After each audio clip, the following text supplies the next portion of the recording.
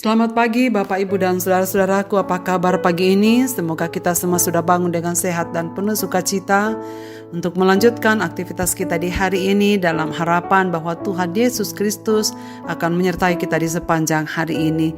Bacaan kita pagi ini dari 1 Samuel pasal yang ke-11. Saya akan bacakan ayat 1 sampai 4 demikian. Maka Nahas orang Amon itu bergerak maju dan berkemah mengepung Yabes Gilead. Lalu berkatalah semua orang Yabes itu kepada Nahas, "Adakanlah perjanjian dengan kami, maka kami akan takluk kepadamu." Tetapi Nahas orang Amon itu berkata kepada mereka, "Dengan syarat inilah aku akan mengadakan perjanjian dengan kamu, bahwa tiap mata kananmu akan kucungkil. Dengan demikian aku mendatangkan malu kepada segenap orang Israel." Para tua-tua Yabes berkata kepadanya, "Berilah kelonggaran kepada kami 7 hari lamanya, supaya kami mengirim utusan ke seluruh daerah Israel, dan jika tidak ada seorang pun yang menyelamatkan kami, maka kami akan keluar menyerahkan diri kepadamu."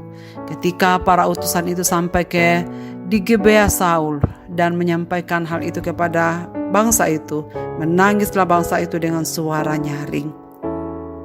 Saudara sekalian, tak ada seorang pun yang senang mendengar ancaman.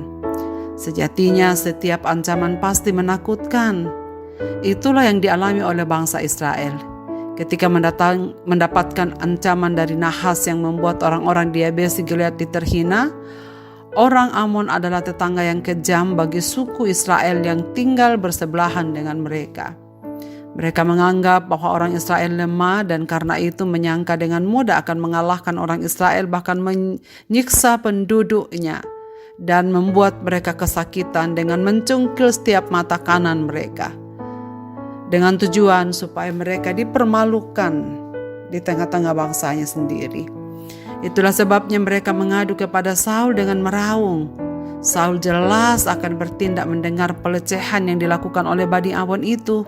Saul berhasil meyakinkan mereka untuk bersatu, turun tangan untuk mengalahkan mereka.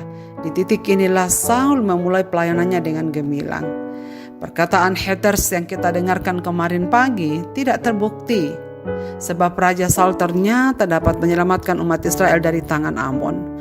Bukti kemenangan Raja Israel menjadi alasan untuk membunuh para haters. Tetapi kemudian Saul dengan tegas mengatakan, "Pada hari ini seorang pun tidak boleh dibunuh, sebab pada hari ini Tuhan telah mewujudkan keselamatan kepada Israel." Saul mengajak umat untuk merayakan kemenangan anugerah itu. Saudara sekalian, ujian, kesulitan, masalah adalah hal-hal yang tidak kita sukai, bukan? Jelas. Namun justru hal-hal seperti itulah yang seringkali dipakai oleh Tuhan untuk membentuk dan menumbuhkan karakter kita. Pada awal pengumuman Saul sebagai raja, tidak semua orang Israel mau menerima dia.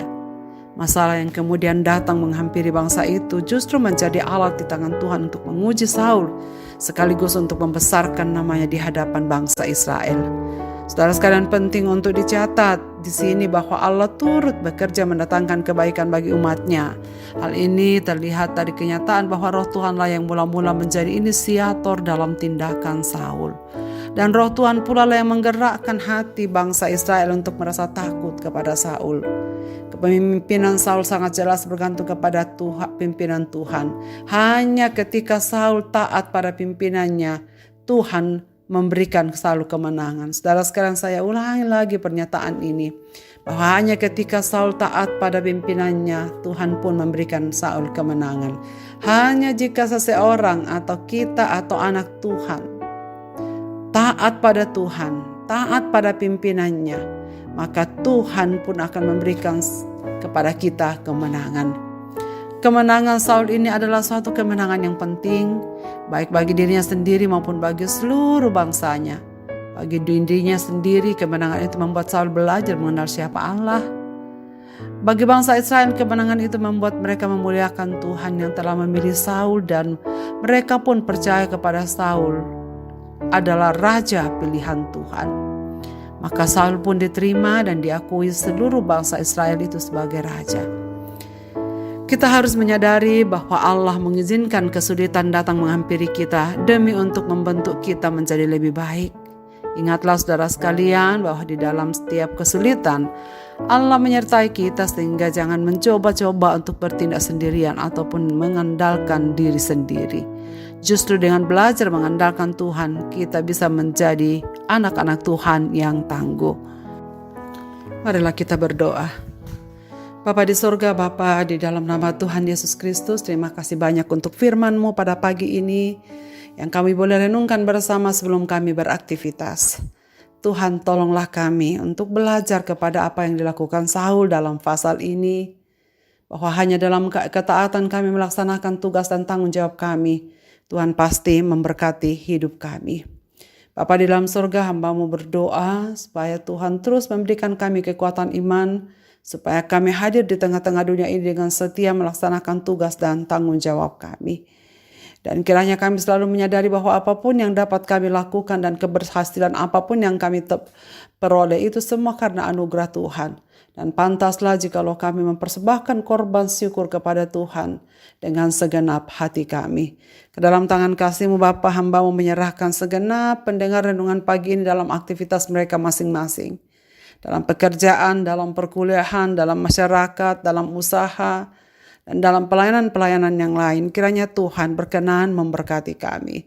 Kami ingin berdoa kepada saudara-saudara kami yang sedang berduka. Tuhan, hiburkanlah mereka.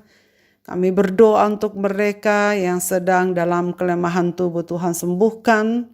Kami mendoakan mereka yang sedang bergumul dengan pekerjaan, dengan teman hidup, dengan perkuliahan, dengan keuangan. Kiranya Tuhan sendiri yang akan mencukupkan dan memberi jalan keluar, supaya hari ini kami dapat jalani bersama dengan Tuhan. Bapa, terima kasih banyak. Kami serahkan diri dalam tangan-Mu. Dalam Yesus Kristus Tuhan dan Juru Selamat kami. Amin. Selamat beraktivitas Bapak, Ibu, dan saudara-saudaraku. Tuhan Yesus memberkati kita sekalian.